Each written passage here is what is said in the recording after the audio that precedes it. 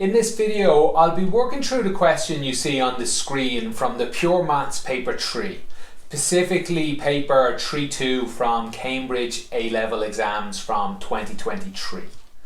I'll be doing all this on the board. Hopefully it'll be a lot like you're used to your teacher doing in a classroom. If you want other questions from this paper, you should be able to find it in a playlist in the description below. And if you find any of my videos useful, I'd greatly appreciate liking, subscribing, or even sharing it to a friend sitting the exams this year or next. In question 4, we need to solve this trigonometric function that you see here.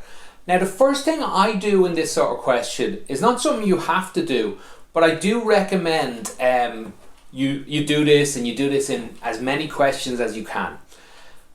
What I want you to do is spend about 30 seconds drawing this question.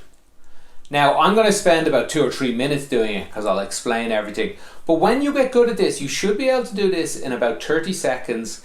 And so that's all you're going to take away from your exams. And it will help you at the end of this question deciding, because in these type of questions, when we solve trigonometric functions, there's infinite answers. The only things that breaks it down is this sort of thing here. In this question, it's going to mean we only get 2 answers.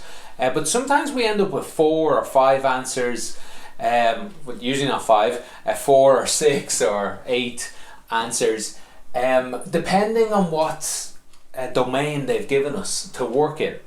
Drawing a picture does actually help with that. Anyway, let me get into the drawing of the picture. Again, this is not something I would necessarily recommend you do right now for this question, but if you want to get really good, if you're looking for an A in the exams, I do recommend it. Okay, let me do it over here a little out of the way. First, I would rearrange this. I would turn it into 2 cosine x equals cosine half x plus 1.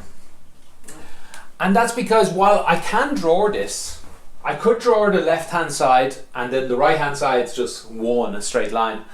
It's quite hard to draw 2 functions. You have to start guessing and adding them together, checking how steep the slope is, different things.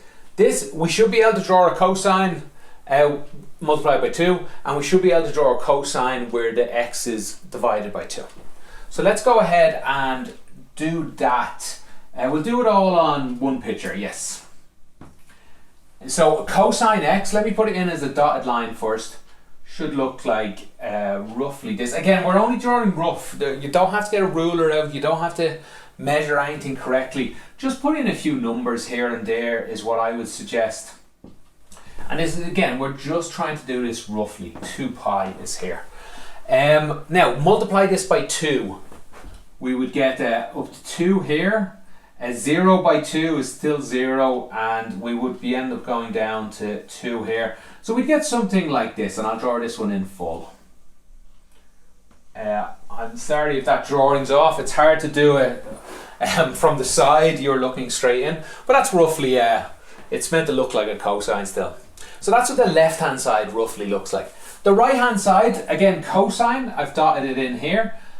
Dividing the x by 2, think of what happens there.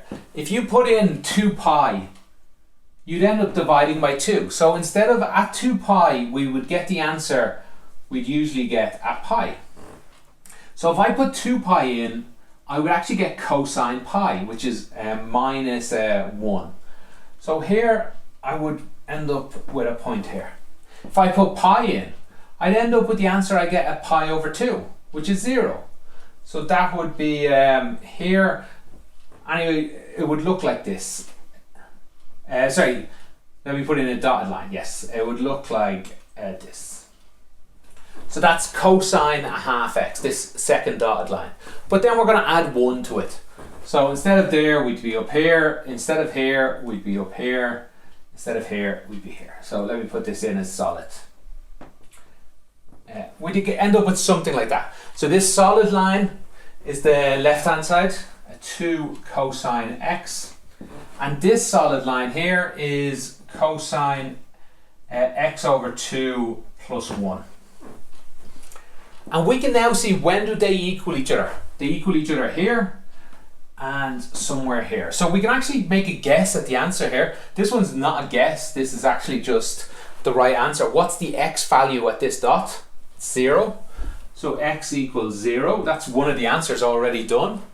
And the other answer here, let's make a guess at it. Somewhere between pi and 2 pi. So let's say x is equal 1.5 pi.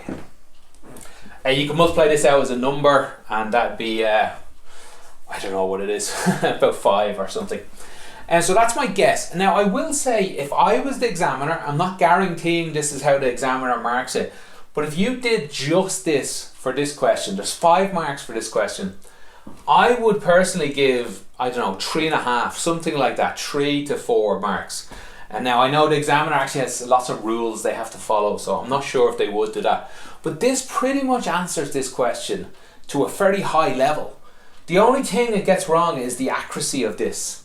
And it's roughly correct. I know the answer actually, I've written it out. It's roughly is correct, but it's just not accurate enough. Okay, with all that said, again, I think you can do this in about 30 seconds. You don't have to put all these numbers in. You don't have to explain anything to anyone. Just get a rough idea of, you should be able to draw roughly this and roughly, how's this go? Roughly this. In about 30 seconds, think it through, spend a little time, but you should be able to get a rough picture like this. And it just tells you, okay, the answer's here. There's only 2 answers, and that's important. And roughly where they are. So yeah, that's what I recommend you be able to do. Now let me do this the proper way. Well, the way you probably end up doing in your exam. Okay, so to solve a trigonomic function, the main problem you would have trying with this is that cosine x and cosine x over 2 are different. So the secret is to try and, well, use the formulas they give you. Let me put it up on the board here. Use these formulas to play around with one of these to change it to look like the other. So we'd want to change cosine x to equal cosine x over 2, or vice versa. So we look at those formulas, and I won't put them back up, but they have a formula something like cosine A plus B equals dot dot dot dot. I'm not going to use this one, so I won't bother finishing it out. Yeah, so you can think of this as cosine x over 2 plus x over 2. That would be one of the tricks you could do here. And this is cosine x, obviously. But it equals, and you'd use the formula and the a and the b, and you'd end up with things like cosine x over 2. I think you end up something like squared, and then something, maybe minus here, I think, and a plus sine squared. I'm not exactly sure what that comes out. It looks something like this. And then you'd have to change the, I won't rub this out, sorry. And then you'd have to change the sine squared into a cosine squared. It could be done, but there's a little easier one. There's also a formula, cosine 2a equals, let me write this one down. Oh, I don't actually have it on my notes. Oh, there, I can just see it on the screen. 2a. There's a few choices with this one. Cosine squared, sine squared, just like this one would be. It looks like I've got these signs maybe the wrong way round, as it turns out. But the one I would probably use would be 2 cosine squared a minus 1. You can hopefully see that these are roughly the same once you change sine squared into a cosine squared minus 1. So yeah, this is the one I would use. I would think of this as cosine 2 times x over 2. And really, obviously, that's just cosine x. But it equals, let me put it here actually, equals, using this formula here, it equals 2 cosine squared x over 2 minus 1. So I'll rub this out actually now. Using this, instead of cosine x, we can write, so here's cosine x here. Instead of this, we could just write this. And we'd be left with one function with cosine x over 2. So let me go ahead and make a bit of space here and we'll finish this. Ideally, I would have liked to leave this picture as a reference, but I will go ahead and leave my 2 guesses here, just so we see how close drawing that picture would have been. So I'm going to write the original question, but I'm going to change it with this, what we know here. Let's put a line down here. So 2 times, instead of cosine x, I'm going to put in 2 cosine x over 2 minus 1 minus cosine, let's just go x over 2, minus 1 equals 0. Let's move the 1 over. Clean this up, we will get 4, this should be a squared, shouldn't it? Yeah. 4 cosine x over 2 squared minus 2 minus cosine x over 2 minus 1. Let's just move this over now, save me a bit of writing. Minus 3 equals 0. And what we have here, and what I hope you notice we have here, is a quadratic. Something squared, something minus just a number equals 0. That's a quadratic formula. What you can do here, you could go ahead and write 4x squared. I don't recommend that because you already have x's and it gets confusing. But if you're not happy writing this, what a lot of students I would advise is replace it with some letter. Pick another letter though. A u is fairly common. A u squared minus u minus 3 equals 0. Solve that quadratic. I'm going to go ahead and just use the cosines. But if you're not happy, go ahead and solve this one, and just remember to change u back into cosine x over 2. Also, next thing I'll say is use the minus b formula. If you can't factorize, if you're bad at factorizing, which don't worry, about 30-40% of students are, probably more to be honest, go ahead and use the minus b formula. It works, just takes a little longer. So I'm going to go ahead and try and factorize this. I'll leave just cosine x over 2. Cosine x over 2. So we're looking for a factors of 4, which is 2 and 2, or 4 and 1, and factors of 3, which is just 3 and 1. So there's only one option here for 3, so we'll write 3 and 1. So what should be here? 2 and 2, or 4 and 1, or 1 and 4. We'll have to just play around with them a little bit. Let's say 2 and 2. 2 times 3 is 6. 2 times 1 is 2. 6 and 2, hard to get, can't get to 1 with that. What about, let me get it wrong first. What about 4 and a 1? 4 times 3 is 12. 1 times 1 is 1. 1 and 12, can't get to a 1.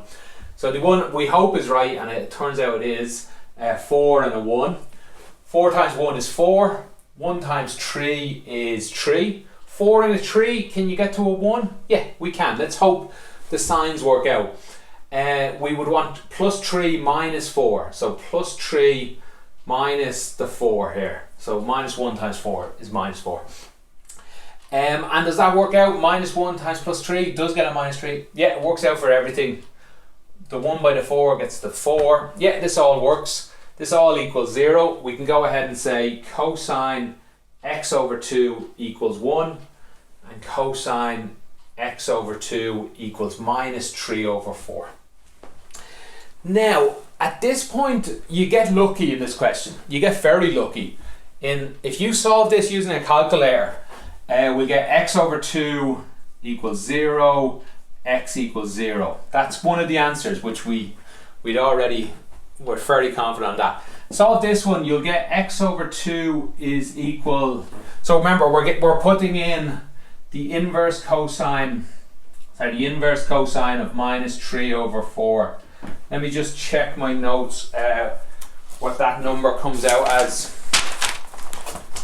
You get 2.42 there as an answer, and then multiply both sides by 2, and we would get our final answer 4.84, which if you do check, this is actually equal to 1.54 pi.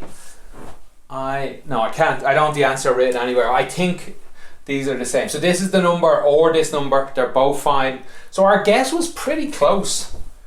Our guess down here was pretty close. Now, like I said, you get lucky in this that unless you have a fancy calculator, the only answer your calculator gives for this is 0, and it is the one we want. The only answer your calculator gives for minus 3 over 4 is 2.42 multiplied by 2 is this one. which is the right answer, and they're the only two answers. But honestly, that was just dumb luck. Very often in these questions, let me make a little box here. Very often in these questions, we're left with more tricky answers than that. We have to check with a little, maybe a little graph, draw a little cosine, and cosine x over 2, that would be all the way down to 4 pi here. So the answer equals 1 would get 1 answer, 2 answers, 3 answers, 4 answers, infinite answers.